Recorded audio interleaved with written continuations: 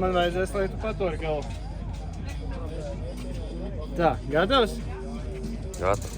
Tā, nu, tagad taisīsim ar lentes zaļu. Rekur šāds mazais bošiņš, ļoti viegls ērts ar akumulātoru.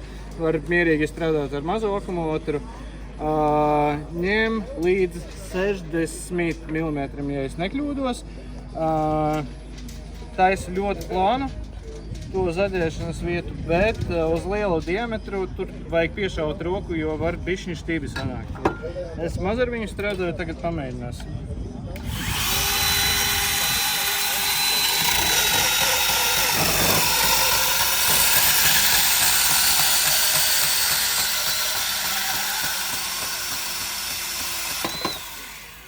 Tak.